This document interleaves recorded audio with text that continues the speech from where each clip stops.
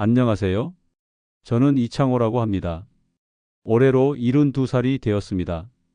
제 이야기를 들어주세요.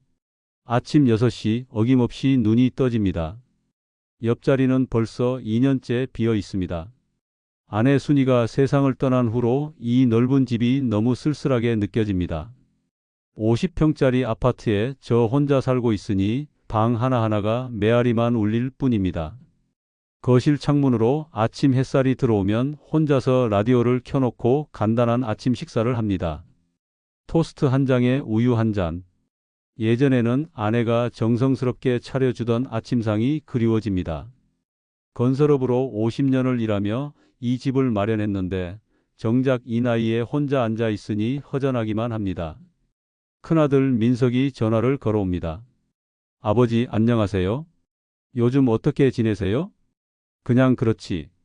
뭐, 몸은 괜찮으시고요? 약은 잘 드시고 계시죠? 응, 챙겨 먹고 있다. 민석은 부동산 중개소를 운영하고 있습니다. 45살이 된 큰아들이지만 여전히 저에게는 어린아이 같습니다. 며느리 영희와 고등학생 손자 하늘이와 함께 살고 있죠. 겉으로는 효자처럼 행동하지만 어딘지 모르게 어색한 구석이 있습니다. 마치 의무감으로 안부를 묻는 것 같은 느낌이 들 때가 있습니다. 오후쯤 되면 둘째 아들 민정이 찾아옵니다. 40살인 민정이는 형과는 달리 순박한 성격입니다. 중소기업에서 영업팀장으로 일하며 성실하게 살고 있습니다. 아버지, 오늘 컨디션은 어떠세요? 그런 대로 지낸다. 너는 회사 일이 힘들지 않냐? 괜찮습니다. 아버지께서 건강하시면 저도 든든해요. 민정이와 이야기할 때는 마음이 편안해집니다. 진심이 느껴지거든요. 하지만 민정이는 소극적인 성격이라 적극적으로 저를 챙기지는 못합니다. 저녁 무렵이면 민정이 아내 소희가 반찬을 가져다 줍니다. 38살인 소희는 초등학교에서 선생님으로 일하고 있습니다. 저에게는 정말 고마운 며느리입니다. 아버님, 오늘 미역국 끓여왔어요. 드시고 기운 내세요. 고맙다, 소희야. 매번 이렇게 챙겨주니 미안하구나. 뭘요? 당연한 일이죠. 아버님 혼자 계시니까 제대로 드시는지 걱정돼요. 소희만이 진심으로 저를 걱정해 줍니다. 혼자서 식사 준비하기 힘든 것을 아시고 매일같이 정성스럽게 만든 음식을 가져다 주십니다. 김치찌개, 된장국, 잡채까지 제가 좋아하는 음식들을 기억해서 만들어 주죠. 아버님, 요즘 잠은 잘 주무세요? 나이가 드니까 잠이 얕아졌다. 새벽에 자꾸 깨더라. 그러시면 안 되는데.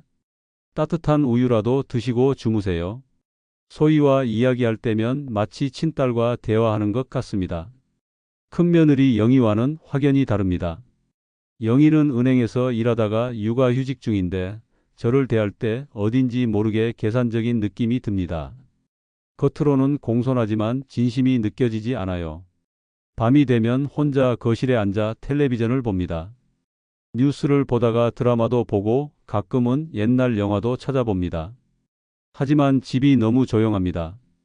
예전에는 아내와 함께 이런저런 이야기를 나누며 시간을 보냈는데 지금은 저 혼자만의 시간입니다. 가끔 소희가 제안합니다. 아버님, 저희 집으로 오세요. 혼자 계시지 마시고요. 아니라. 민정이 집도 좁은데 내가 가서 불편하게 해서 되겠나? 불편하긴요. 아버님이 계시면 오히려 좋죠. 소희의 마음은 고맙지만 큰아들 체면도 있고 해서 선뜻 결정하기 어렵습니다. 아직은 혼자서도 충분히 생활할 수 있다고 생각합니다. 건설업을 50년 동안 하면서 이 아파트를 마련했습니다. 18억 정도 가치가 나가는 강남의 50평 아파트입니다. 젊은 시절 현장에서 흘린 땀의 결실이죠. 두 아들에게 물려줄 재산으로 마련한 것이기도 합니다. 하지만 요즘 들어 이상한 기분이 듭니다. 민석이가 안부를 물을 때마다 어딘지 모르게 부자연스러운 느낌이 들어요. 마치 저의 건강 상태를 확인하려는 것 같다고 할까요? 영희도 마찬가지입니다. 가끔 집에 올 때면 집안을 유심히 둘러보는 것 같습니다. 반면 소희는 정말 순수하게 저를 걱정해 줍니다. 제가 감기라도 걸리면 병원에 모셔다 주고 약도 챙겨주고 몸에 좋은 음식도 해다 줍니다. 진짜 친딸 같은 며느리죠. 손자 하늘이도 가끔 놀러 옵니다. 15살인 하늘이는 예민하면서도 관찰력이 뛰어난 아이입니다. 할아버지를 좋아해서 자주 안부를 묻죠. 할아버지 혼자 계시니까 심심하시죠? 그런 대로 견딘다. 너는 공부 열심히 하고 있냐? 네, 열심히 하고 있어요. 근데 할아버지, 아빠가 요즘 이상해요. 왜? 무슨 일 있냐? 그냥요. 할아버지 이야기를 자주 해요. 하늘이의 말에서 뭔가 이상한 느낌을 받았지만 그때는 대수롭지 않게 넘어갔습니다. 아마 아버지가 할아버지를 걱정하는 것이겠거니 했죠. 이렇게 하루하루를 보내고 있지만 마음 한구석에는 늘 외로움이 자리 잡고 있습니다. 가족들이 있지만 진정으로 저를 이해해주는 사람은 소희뿐인 것 같습니다. 72년을 살아오면서 이렇게 쓸쓸함을 느껴본 적이 없었는데 나이가 들수록 사람의 마음이 더 잘 보이는 것 같습니다. 내일은 종합검진을 받으러 병원에 가기로 했습니다. 요즘 몸이 예전 같지 않아서 한번 정밀하게 검사를 받아볼 필요가 있을 것 같습니다. 병원에서 종합검진을 받았습니다. 결과가 나오기까지 일주일을 기다렸는데 의사 선생님이 심각한 표정으로 말씀하시더군요. 이창호 어르신 당뇨 수치가 상당히 높습니다. 3기에 해당하는 수준이에요. 3기라니 그게 심한 건가요? 네, 이미 합병증이 시작된 단계입니다. 신장과 눈에도 영향을 줄 수 있어요. 앞으로 철저한 관리가 필요합니다. 충격이었습니다. 72년을 살아오면서 큰 병 없이 지내왔는데 이제 와서 당뇨라니. 의사는 약물 치료와 함께 식단 관리, 규칙적인 운동이 필수라고 강조했습니다. 집에 돌아와서 민석에게 전화했습니다. 아들아, 아버지다. 병원에서 검사 받았는데 당뇨가 좀 심하다고 하네. 네? 당뇨요? 얼마나 심한데요? 3기라고 하더라. 앞으로 관리를 잘해야 한다고. 아, 그러시군요. 그럼 이제 정말 건강관리에 신경 써야겠네요. 민석의 목소리에서 뭔가 이상한 느낌을 받았습니다. 걱정하는 것 같기도 하고 아닌 것 같기도 하고 묘한 톤이었어요. 다음 날부터 민석과 영희가 자주 집에 찾아오기 시작했습니다. 이전보다 훨씬 빈번하게요. 아버지, 오늘 기분은 어떠세요? 혈당 체크는 하셨고요? 응, 했다. 아침에 182 나왔네. 182요? 그럼 좀 높은 편이네요. 식단 조절을 더 철저히 해야겠어요. 영희가 부엌을 둘러보며 말했습니다. 아버님, 이렇게 혼자 계시면서 식사 관리하기 어려우시죠? 당뇨는 정말 무서운 병이에요. 그런가? 네, 제가 은행에서 일할 때 당뇨로 쓰러지신 분들을 많이 봤거든요. 합병증이 오면 정말 심각해져요. 영희의 말에는 걱정이 섞여 있는 것 같았지만 어딘지 모르게 계산적인 느낌도 들었습니다. 민석이 거실을 둘러보며 말했습니다. 아버지, 혹시 통장이나 중요한 서류들은 안전한 곳에 보관하고 계시죠? 왜? 아니, 요즘 독거노인 대상 사기도 많고 또 만약 응급 상황이 생기면 저희가 바로 처리할 수 있어야 하잖아요. 그런 것들은 내가 알아서 관리한다. 그래도 위치 정도는 알려주시면 좋겠는데요. 혹시 모르잖아요. 민석의 질문이 자꾸 재산과 관련된 것들로 향하는 게 이상했습니다. 건강을 걱정한다면서 왜 통장과 서류 이야기를 하는 건지 의아했어요. 며칠 후 영희가 혼자 찾아왔습니다. 아버님, 요즘 몸은 좀 어떠세요? 그런 대로 지내고 있다. 당뇨 관리가 정말 힘드시죠? 혼자서는 한계가 있을 거예요. 영희는 주방 찬장을 열어보더니 냉장고도 확인했습니다. 아버님, 이 집이 너무 넓으시지 않아요? 관리하기도 힘드시고 50년 살던 집인데 뭐가 힘들어? 아니에요. 이렇게 큰 집에 혼자 계시면 청소하기도 어려우시고 특히 당뇨가 있으시니까 더 신경 써야 할 게 많잖아요. 영희의 말투에서 뭔가 의도가 있다는 느낌을 받았습니다. 반면 소희는 매일같이 당뇨 식단을 짜서 가져다 줬습니다. 아버님, 오늘은 현미밥과 나물 반찬 준비해 왔어요. 당뇨에 좋은 음식들로만 골라서 만들었거든요. 고맙다, 소희야. 매번 이렇게 신경 써주니. 당연한 일이죠. 아버님 혈당 관리 잘하셔야 해요. 제가 당뇨 관련 자료도 찾아봤는데 규칙적인 식사가 정말 중요하더라고요. 소희는 혈당 측정기 사용법도 자세히 가르쳐주고 혈당 기록지도 만들어줬습니다. 진심으로 제 건강을 걱정하는 게 느껴졌어요. 아버님, 약 드시는 시간도 정확하게 지키셔야 해요. 알람 맞춰 드릴까요? 괜찮다. 내가 잊지 않고 챙겨 먹고 있어. 그래도 혹시 모르니까 핸드폰에 알람 설정해 드릴게요. 소희의 세심한 배려와 민석 부부의 태도는 확연히 달랐습니다. 소희는 제 건강 자체를 걱정했지만 민석과 영희는 뭔가 다른 속셈이 있는 것 같았어요. 어느 날 손자 하늘이가 놀러 왔을 때 의미심장한 말을 했습니다. 할아버지, 아빠가 할아버지 재산이 얼마냐고 자꾸 물어봐요. 뭐? 할아버지 아파트가 얼마나 비싸냐고, 그리고 할아버지한테 다른 재산은 또 뭐가 있냐고 물어보더라고요. 하늘이의 말에 등골이 서늘해졌습니다. 또 뭐 얘기했니? 할아버지가 아프시면 누가 돌봐 드릴 거냐고도 하고, 엄마랑 아빠가 조용히 얘기하는데 할아버지 요양원 이야기도 나왔어요. 요양원? 네, 할아버지가 당뇨가 심해지면 전문적으로 돌봐주는 곳이 필요하다고 하더라고요. 하늘이는 15살이라 어른들의 대화를 완전히 이해하지는 못했지만 순수한 마음에 할아버지에게 있었던 일을 그대로 전해준 것 같았습니다. 그날 밤 혼자 앉아서 생각해 봤습니다. 민석과 영희의 변화된 태도, 재산에 대한 관심, 요양원 이야기, 모든 것이 연결되는 것 같았어요. 혹시 이들이 제 건강 악화를 기회로 뭔가를 꾸미고 있는 건 아닐까? 72년을 살아오면서 사람의 속마음을 꽤 많이 봤습니다. 건설 현장에서 50년을 일하다 보니 누가 진심이고 누가 거칠애인지 어느 정도 구별할 수 있어요. 민석과 영희의 행동에는 분명 다른 의도가 숨어 있었습니다. 반면 소희만은 여전히 순수한 마음으로 저를 돌봐주고 있었어요. 제 건강이 걱정되어서 밤늦게까지 당뇨 관련 정보를 찾아보고 몸에 좋은 음식을 연구해서 만들어주는 모습에서 진심을 느꼈습니다. 이제 좀 더 주의 깊게 지켜봐야겠다는 생각이 들었습니다. 과연 민석과 영희가 제 건강을 정말 걱정해서 그러는 것인지 아니면 다른 목적이 있는 것인지 확인해 볼 필요가 있었습니다. 그날 새벽 5시경이었습니다. 전화벨 소리에 잠이 깼는데 민정이 울먹이는 목소리가 들렸습니다. 아버지, 큰일 났어요. 소희가 사고가 났어요. 뭐? 소희가 어떻게 됐다고?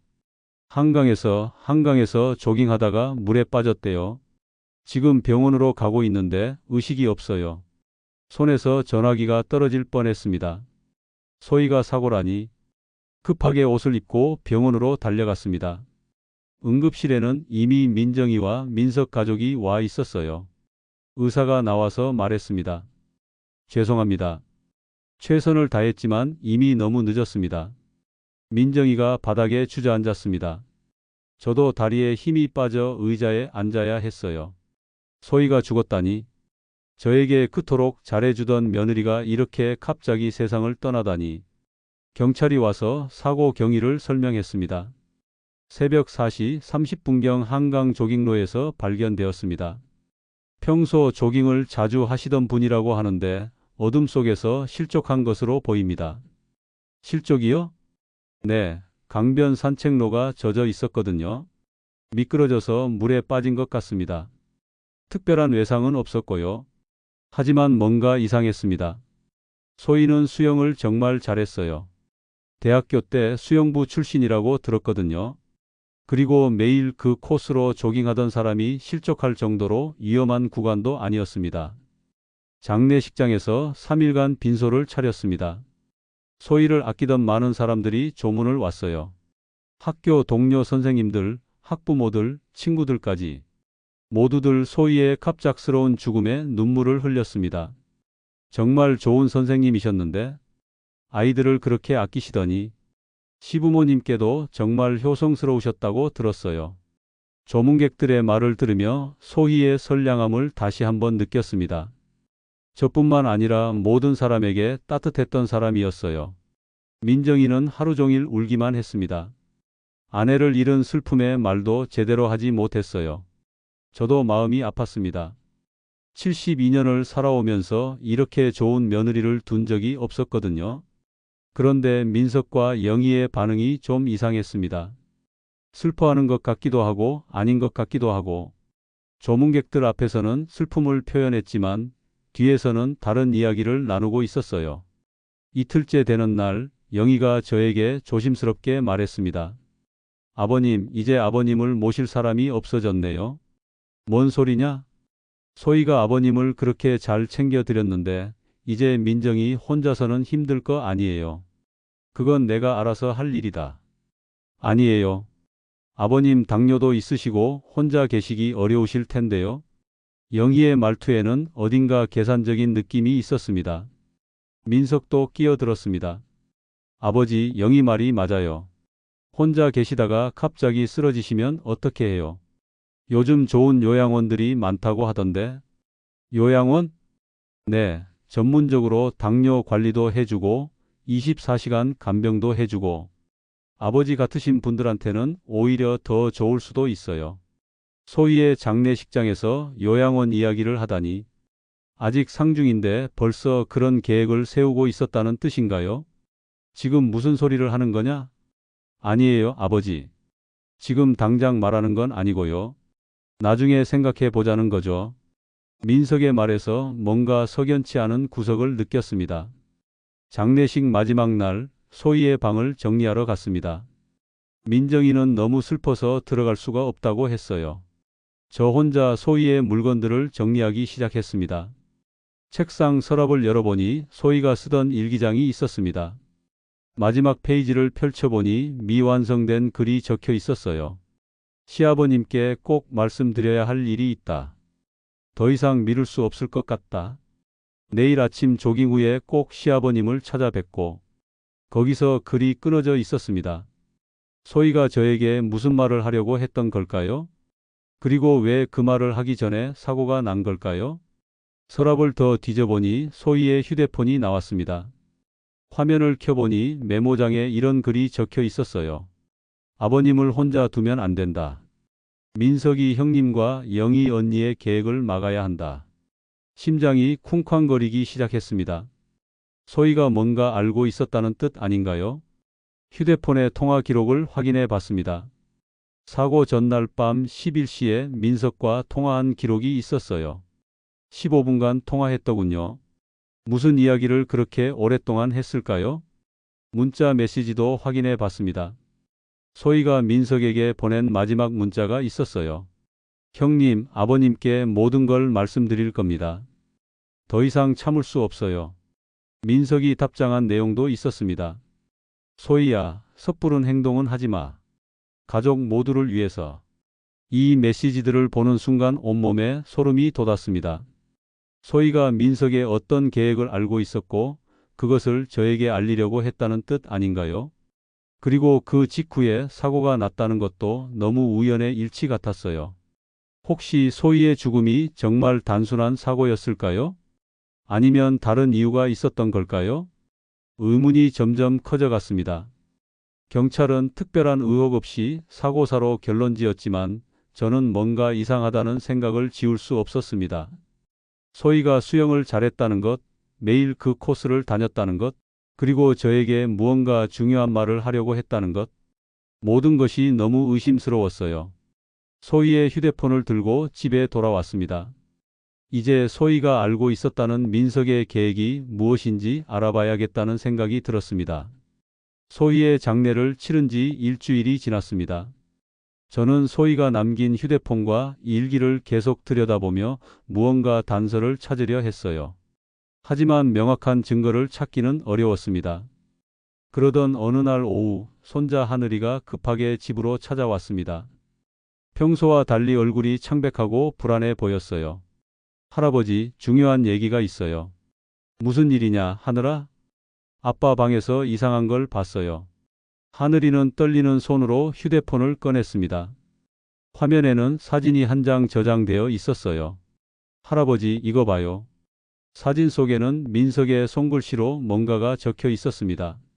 수첩 페이지를 찍은 것 같았어요.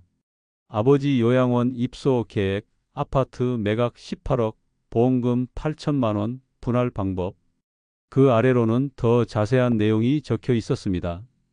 1단계 당뇨 악화 유도, 2단계 요양원 입소 동의 확보, 3단계 아파트 매각 후 자금 분할, 4단계 보험금 수령.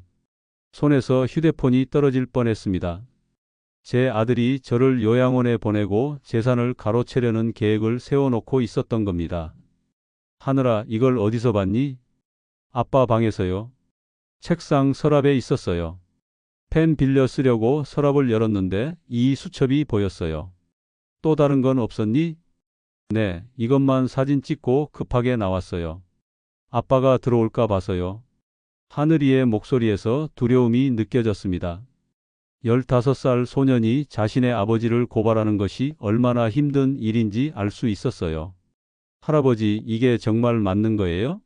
아빠가 할아버지를 요양원에 보내려고 하는 거예요? 그런 것 같구나. 왜요? 할아버지가 뭘 잘못했다고요? 하늘이의 순수한 질문에 가슴이 아팠습니다. 어떻게 아버지가 돈 때문에 할아버지를 버리려 한다고 설명해야 할까요? 하늘아, 세상에는 돈 때문에 가족도 버리는 사람들이 있단다. 그럼 소희 이모가 죽은 것도. 하늘이가 말을 잇지 못했습니다. 하지만 저는 하늘이가 무슨 생각을 하는지 알 수 있었어요. 하늘아, 소희 이모에 대해서 뭘 알고 있니? 아빠랑 엄마가 소희 이모 때문에 계획이 틀어졌다고 얘기하는 걸 들었어요. 언제? 소희 이모 장례식 끝나고 집에 와서요. 저는 방에 있었는데 거실에서 얘기하더라고요. 무슨 얘기를 했는데? 소희가 아버님께 뭔가 말하려고 했다고, 그래서 급하게 막아야 했다고. 등골이 서늘해졌습니다. 혹시 민석이 소희를 해친 것은 아닐까요? 또 뭔 얘기했니? 이제 소희만 없으면 아무도 할아버지를 지켜줄 사람이 없다고. 그럼 계획을 진행할 수 있다고. 이제 확신이 섰습니다. 소희의 죽음은 단순한 사고가 아니었어요. 민석이 소희가 저에게 진실을 말하는 것을 막기 위해 뭔가를 저질렀을 가능성이 높았습니다. 하늘아, 이 일을 엄마 아빠가 알면 안 된다. 알겠지? 네, 할아버지. 그리고 앞으로도 계속 지켜봐 줄 수 있겠니? 위험하지 않을 만큼만. 네, 할아버지를 도와드릴겨. 하늘이의 용기에 감동했습니다. 15살밖에 안 된 손자가 아버지를 고발하면서까지 저를 지키려고 한다니. 하늘이가 간 후 저는 소희의 휴대폰을 다시 확인해 봤습니다. 통화 기록을 자세히 보니 사고 전날 밤 민석과의 통화가 15분간 지속되었더군요. 마지막 통화였어요. 문자 메시지도 다시 읽어봤습니다. 소희 형님, 아버님께 모든 걸 말씀드릴 겁니다. 민석, 소희야, 섣부른 행동은 하지 마. 가족 모두를 위해서. 소희 더 이상 참을 수 없어요. 아버님이 진실을 알아야 해요. 민석, 내일 새벽에 만나자. 한강 조깅로에서.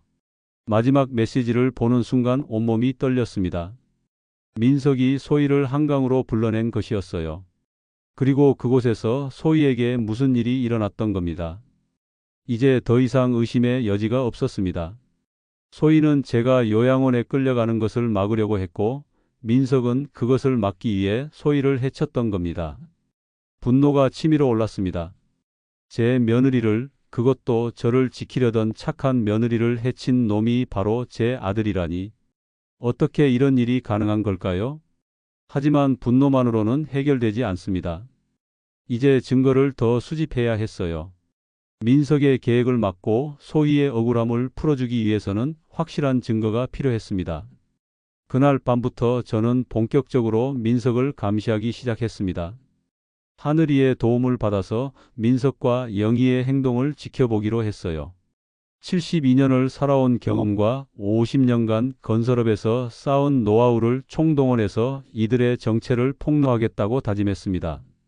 소희를 위해서라도, 그리고 저 자신을 위해서라도 이 싸움에서 이겨야 했습니다.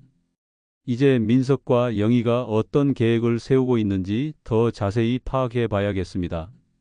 하늘이로부터 충격적인 증거를 받은 후 저는 며칠간 신중하게 계획을 세웠습니다. 72년을 살아오면서 쌓인 경험을 총동원해 민석과 영희의 진짜 속내를 확인해 봐야 했어요. 일주일 후 저는 일부러 민석을 집으로 불렀습니다. 평소보다 더 피곤해 보이는 모습을 연출했어요. 민석아, 아버지가 좀 힘들어서 부를 것이 있다. 네, 아버지. 어디 불편하세요? 요즘 몸이 영 좋지 않구나. 당뇨도 심해지고 혼자 생활하기가 점점 어려워져. 민석의 눈빛이 미묘하게 변하는 것을 놓치지 않았습니다. 그럼 어떻게 하실 생각이세요? 사실 말이야, 요양원에 들어가는 것을 생각해 보고 있다. 이 말을 하는 순간 민석의 표정이 완전히 달라졌습니다. 억지로 걱정스러운 척했지만 눈 깊숙한 곳에서는 기쁨이 번쩍였어요. 아버지, 정말 그런 생각을 하고 계세요? 응.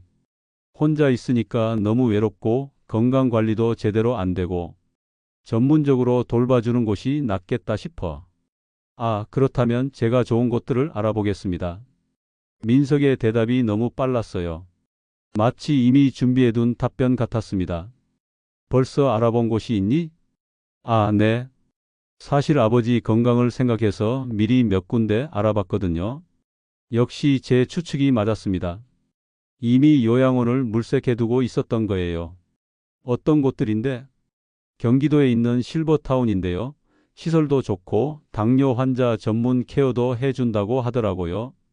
비용은 얼마나 하는데? 월 300만 원 정도요. 조금 비싸긴 하지만 아버지를 위해서라면 300만 원이면 1년에 3,600만 원입니다.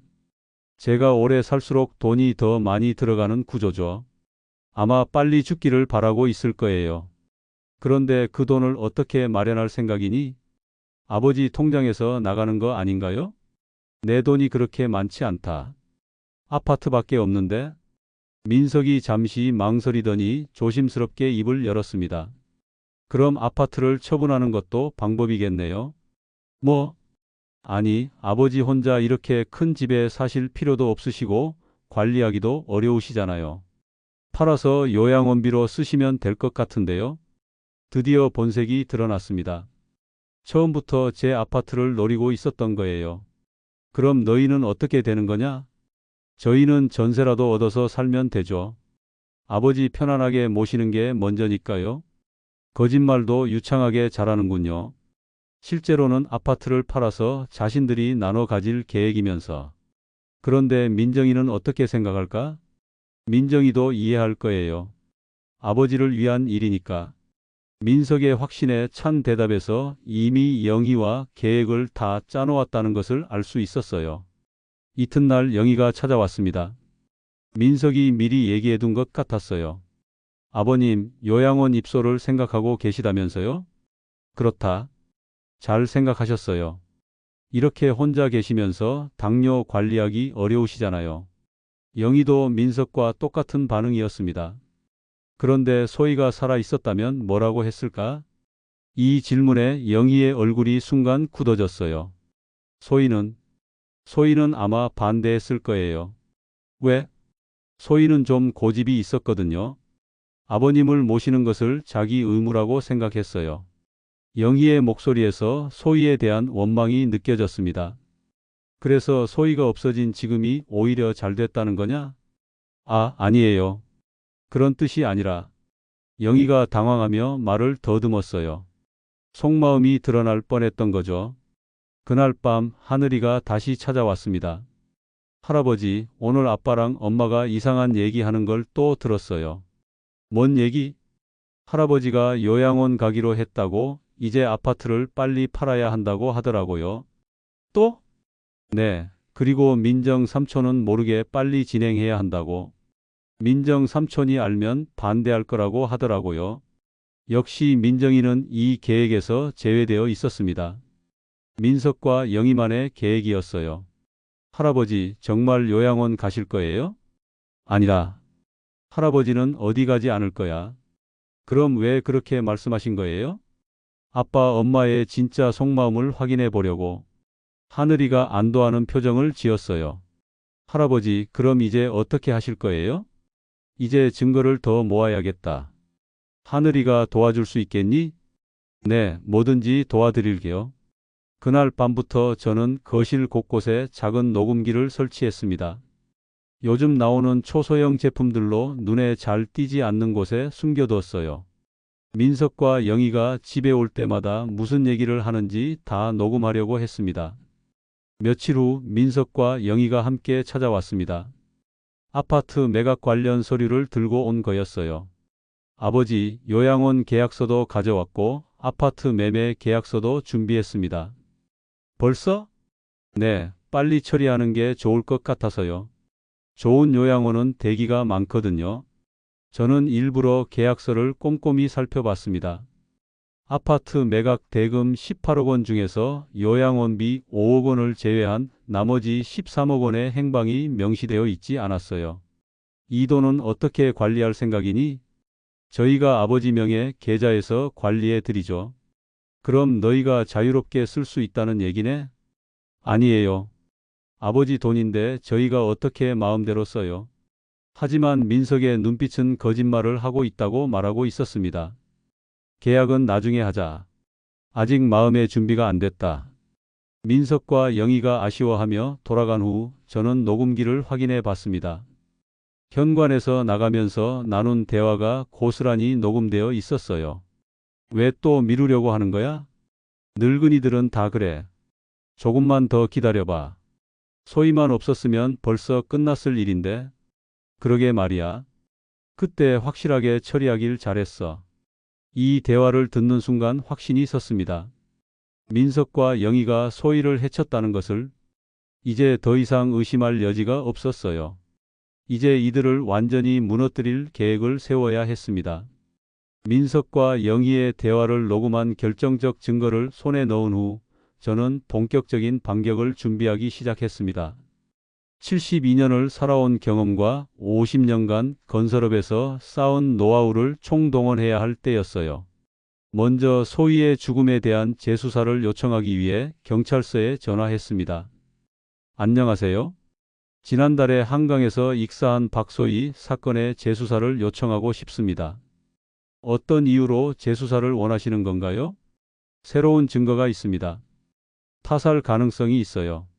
경찰은 처음에는 시큰둥한 반응을 보였지만 제가 가진 녹음 파일과 문자 메시지 증거들을 언급하자 태도가 달라졌습니다. 직접 오셔서 진술해 주시겠습니까? 네, 언제든지 가겠습니다. 그 다음날 변호사 사무실을 찾아갔습니다. 30년 넘게 알고 지낸 김 변호사에게 긴급히 유언장을 작성해 달라고 요청했어요. 창호 씨, 갑자기 유언장을 쓰신다고 하니 무슨 일이세요? 김 변호사님, 제가 지금 위험한 상황에 있어요. 혹시 모르니까 미리 준비해 두려고 합니다. 무슨 위험요? 저는 김 변호사에게 그동안의 상황을 설명했습니다. 민석과 영희의 계획, 소희의 의문사, 그리고 제가 수집한 증거들까지 모든 것을 털어놓았어요. 세상에 그런 일이 있었다니. 정말 큰아들이 그런 계획을 세웠다고요? 네, 확실합니다. 그래서 만약 제게 무슨 일이 생기면 모든 재산을 소희 이름의 장학재단 설립에 사용해 달라고 유언장에 명시하고 싶어요. 알겠습니다.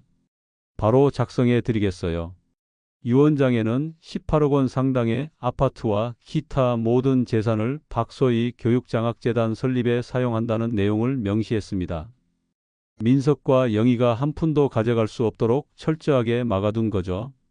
집에 돌아와서는 하늘이와 함께 더 많은 증거를 수집하기 시작했습니다. 하늘이는 부모님이 모르는 사이에 집안에서 벌어지는 대화들을 녹음해 왔어요. 할아버지, 어젯밤에 아빠가 누군가와 통화하는 걸 들었어요. 누구랑? 잘 모르겠는데 아파트 중개업자인 것 같았어요. 18억에 매물로 내놨다고 하더라고요. 뭐?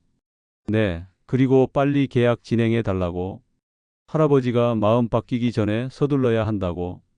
민석이 제 동의도 없이 벌써 아파트를 매물로 내놓았다는 것이었습니다. 정말 뻔뻔하기 짝이 없었어요. 또 뭔 얘기했니? 요양원 계약도 이미 해놨다고 하더라고요. 할아버지 도장만 받으면 바로 입소시킬 수 있다고. 모든 것이 이미 계획대로 진행되고 있었던 겁니다. 제가 반격하지 않았다면 정말 요양원에 갇혀서 재산을 다 빼앗기고 살았을 거예요. 며칠 후 영희가 또 찾아왔습니다. 이번에는 요양원 입소 동의서를 들고 왔어요. 아버님, 드디어 좋은 요양원에서 연락이 왔어요. 자리가 났다고 하네요. 그래? 네, 시설도 정말 좋고 당뇨 관리도 전문적으로 해준다고 해요. 여기 동의서에만 도장 찍으시면 돼요. 영희가 내민 서류를 보니 정말 치밀하게 준비해 놨더군요. 입소 동의서뿐만 아니라 재산관리 위임장까지 포함되어 있었어요. 이 재산관리 위임장은 뭐냐? 아, 그거요? 아버님이 요양원에 계시는 동안 저희가 아버님 재산을 대신 관리해 드리겠다는 거예요. 내 재산을 너희가 마음대로 쓸 수 있다는 얘기네? 아니에요. 아버님을 위해서 쓸 때만요. 요양원비나 병원비 같은 것들. 거짓말이었습니다. 실제로는 아파트를 팔아서 자신들이 나눠 가져갈 계획이니까요. 좀 더 생각해보자. 급할 것 없잖니? 아버님, 자리가 나기 어려운 곳이에요. 놓치면 언제 또 기회가 올지 몰라요. 영희의 재촉에서 조급함이 느껴졌습니다. 그날 밤 하늘이가 급하게 찾아왔습니다. 할아버지, 큰일 났어요. 아빠가 내일 할아버지 몰래 아파트 계약 진행하려고 해요. 뭐라고? 아빠가 도장을 훔쳐서 계약서에 찍을 거라고 하더라고요. 할아버지가 계속 미루니까 강제로 진행한다고. 이제 더 이상 기다릴 수 없었습니다. 민석이 불법적인 방법까지 써가면서 재산을 가로채려 한다니. 하늘아, 내일 아빠가 어디서 만난다고 했니? 부동산 사무소에서 오후 3시에 계약한다고 했어요. 알겠다. 할아버지가 직접 가볼게. 그날 밤 저는 마지막 준비를 했습니다. 지금까지 수집한 모든 증거들을 정리하고 내일 있을 현장에서 민석의 범행을 적발할 계획을 세웠어요. 녹음기, 소희의 휴대폰, 하늘이가 찍어온 사진들, 그리고 민석과 영희의 대화 녹음 파일들. 모든 증거가 준비되었습니다. 새벽에 경찰서에 전화를 걸었습니다. 내일 오후 3시에 부동산 사기 현장을 목격하게 될 것 같습니다. 준비해 주세요. 어떤 사기요? 제 아들이 제 동의 없이 아파트를 팔려고 도장을 위조해서 계약하려고 합니다. 확실한 거죠? 네, 증거도 다 있습니다. 50년간 건설업을 하면서 온갖 사기와 배신을 받지만 제 아들이 저를 속이려 할 줄은 몰랐습니다. 하지만 이제 더 이상 참을 수 없었어요. 소희의 죽음과 제 재산을 노린 계획, 모든 것에 대한 대가를 치르게 해야 했습니다. 내일은 민석과 영희의 정체가 완전히 드러나는 날이 될 것입니다.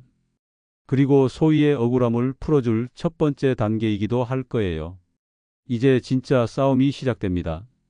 다음 날 오후 2시 30분, 저는 하늘이와 함께 부동산 사무소 근처에 도착했습니다. 미리 연락한 경찰들도 대기하고 있었어요. 제 평생 이런 일을 겪게 될 줄은 꿈에도 몰랐습니다. 할아버지, 떨리세요? 아니라, 오히려 시원하다. 드디어 진실이 밝혀지는구나. 삼시 정각 민석과 영희가 부동산 사무소에 들어가는 것이 보였습니다. 손에는 서류 봉투를 들고 있었어요. 제 도장을 훔쳐서 가져온 게 분명했습니다. 10분 후 저는 경찰과 함께 사무소 안으로 들어갔습니다. 민석이 막 계약서에 도장을 찍으려는 순간이었어요. 뭐 하는 거냐, 민석아? 민석이 도장을 든 손을 허공에서 멈췄습니다. 얼굴이 하얗게 질렸어요. 아, 아버지, 어떻게 여기에? 내 집을 내 동의도 없이 파는 게 어디 있느냐? 아니에요, 아버지. 오해예요. 그냥 시세만 알아보려고. 그럼 내 도장은 왜 가져왔냐? 민석이 말을 잃었습니다. 옆에 있던 영희가 떨리는 목소리로 변명했어요. 아버님, 저희가 아버님 대신 상담만 받으려고 했어요. 상담에 도장이 왜 필요해? 경찰이 나서서 상황을 정리했습니다. 이민석 씨, 재산 사기 혐의로 긴급 체포합니다. 묵비권을 행사할 권리가 있습니다. 민석과 영희가 수갑을 차는 모습을 보니 복잡한 심정이 들었어요. 제 아들이지만 이미 용서할 수 없는 선을 넘었습니다. 경찰서에서 조사가 시작되었습니다. 저는 그동안 수집한 모든 증거를 제출했어요. 소희의 휴대폰, 녹음 파일들, 하늘이가 촬영한 사진들, 그리고 민석의 계획서까지. 이창호 씨, 정말 아드님이 이런 계획을 세웠다고 확신하시나요? 네, 확실합니다. 그리고 소희의 죽음도 이들과 관련이 있어요. 소희의 휴대폰에서 발견된 마지막 문자들과 통화 기록을 보여주었습니다. 사고 전날 밤 민석이 소희를 한강으로 불러낸 정황이 명확했어요. 박소희 씨 사건을 재수사하겠습니다. 3일 후 소희의 사인이 타살 의혹으로 재분류되었습니다. 부검 결과 목에서 압박 흔적이 발견되었고 물에 빠지기 전에 이미 의식을 잃었을 가능성이 높다는 소견이 나왔어요. 민석과 영희는 살인 혐의로 정식 기소되었습니다. 재산 사기뿐만 아니라 살인까지 저질렀다는 것이 밝혀진 거죠. 재판이 시작되었습니다. 법정에는 많은 사람들이 몰려들었어요. 72세 할아버지가 아들을 고발한 사건으로 언론의 주목을 받았기 때문입니다. 증인 이창호 씨, 선서하고 증언석에 앉으시기 바랍니다. 저는 떨리지 않았습니다. 50년간 건설 현장을 누비며 온갖 어려움을 겪어왔는데 이 정도는 견딜 수 있었어요. 피고인들이 어떤 계획을 세웠는지 증언해 주시기 바랍니다. 제 아들 민석과 며느리 영희는 저를 요양원에 보내고 18억짜리 아파트를 팔아서 나눠 가질 계획을 세웠습니다. 법정이 술렁거렸습니다. 그 계획을 누가 방해했나요? 둘째 며느리 소희였습니다. 소희는 제가 요양원에 가는 것을 끝까지 반대했어요. 그래서 피고인들이 어떤 행동을 취했나요? 소희를 죽였습니다. 민석이 피고석에서 소리쳤습니다. 아버지, 그건 아니에요. 저는 소희를 죽이지 않았어요. 판사가 조용히 하라고 제지했습니다. 저는 증거들을 차례대로 제시했어요. 소희의 마지막 문자, 민석이 소희를 한강으로 불러낸 통화 기록, 그리고 사고 후 민석과 영희가 나눈 대화 녹음까지. 소희만 없었으면 벌써 끝났을 일인데. 그러게 말이야. 그때 확실하게 처리하길 잘했어. 이 녹음이 재생되자 법정이 조용해졌습니다. 하늘이도 증인으로 나섰습니다. 15살 소년이 부모를 고발하는 모습에 방청객들이 숙연해졌어요. 할아버지를 지키는 게 맞다고 생각해요. 아빠와 엄마가 한 일은 용서할 수 없어요. 민정이도 증인석에 섰습니다. 형님이 이런 계획을 세우고 있는 줄 전혀 몰랐습니다. 소희가 그런 일을 당했다니 믿을 수 없어요. 민정이는 형의 범행에 충격을 받아 울고 있었어요. 민석의 변호사가 최후 변론을 했습니다. 피고인은 아버지를 사랑하는 마음에서 요양원 입소를 권했을 뿐입니다. 살인은 절대 하지 않았습니다. 하지만 증거는 너무나 명확했어요. 제가 마지막으로 의견을 진술할 기회가 있었습니다. 재판장님, 저는 72년을 살아오면서 건설 현장에서 50년을 보냈습니다. 거친 세상을 살았지만 가장 무서운 건 자식의 배신이었습니다. 법정이 조용해졌습니다. 제 며느리 소희는 저를 지키려다 목숨을 잃었습니다. 그런 소희의 죽음을 헛되게 만들 수는 없습니다. 저는 더 이상 저 사람들을 제 자식으로 생각하지 않습니다. 소희를 죽이고 저를 속인 범죄자일 뿐입니다. 민석이 눈물을 흘리며 외쳤습니다. 아버지, 정말 저를 버리시는 거예요? 저는 민석을 바라보지도 않았습니다. 부디 이들에게 마땅한 처벌을 내려주시기 바랍니다. 소희가 하늘에서라도 편히 쉴 수 있도록. 일주일 후 선고가 내려졌습니다. 피고인 이민석은 살인죄로 무기징역, 피고인 한영희는 살인방조죄로 징역 15년을 선고한다. 망치 소리가 울리자 민석과 영희가 무너졌습니다. 하지만 저는 아무런 감정을 느끼지 못했어요. 법정을 나오면서 하늘이가 제 손을 꼭 잡았습니다. 할아버지, 이제 끝난 거죠? 아니라, 이제 시작이야. 소희를 위해 해야 할 일이 아직 남아있다. 이제 소희의 이름으로 의미 있는 일을 시작해야 할 때입니다. 재산을 정리하고 진짜 중요한 일에 써야겠다는 생각이 들었습니다. 재판이 끝나고 민석과 영희가 감옥에 간 후 저는 마음속 깊은 곳에서 평화를 느꼈습니다. 소희의 억울함을 풀어줬다는 안도감이었어요. 하지만 동시에 큰 공허함도 있었습니다. 제 자식 둘을 잃었다는 현실이 무겁게 다가왔거든요. 민정이는 형의 범행에 큰 충격을 받았습니다. 며칠 동안 말도 제대로 하지 못했어요. 아버지, 저는 정말 몰랐어요. 형이 그런 계획을 세우고 있는 줄 알고 있다, 민정아. 너는 다르다는 것을 아버지가 잘 알고 있어. 소희가 그런 일을 당했다니 제가 아내를 지켜주지 못했어요. 민정이가 자책하는 모습이 안타까웠습니다. 내 잘못이 아니다. 누가 형이 그런 짓을 할 줄 알았겠니? 하늘이도 많이 힘들어했습니다. 아무리 잘못했다고 해도 친부모를 고발한 것이니까요. 할아버지, 제가 한 일이 맞을까요? 맞다, 하늘아. 너는 용감한 아이야. 할아버지를 지켜줘서 고맙다. 그래도 아빠가 감옥에 가니까 마음이 아파요. 그래도 된다. 가족이었는데 어찌 아프지 않겠니? 하지만 잘못한 것은 벌을 받아야 해. 일주일 후 저는 큰 결심을 했습니다.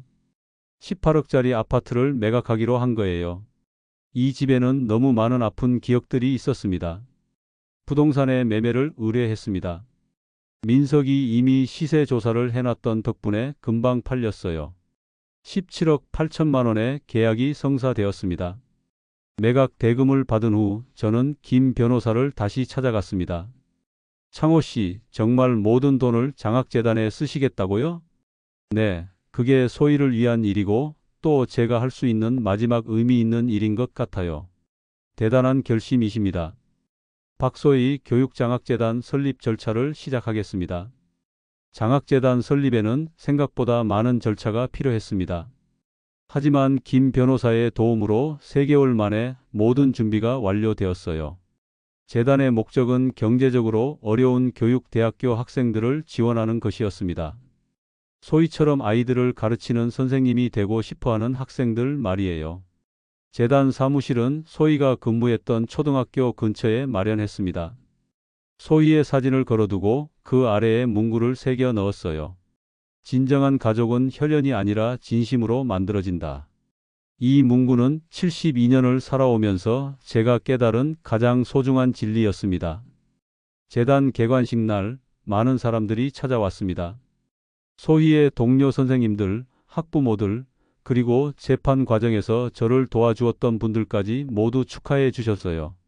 이창호 이사장님께서 인사 말씀해 주시겠습니다.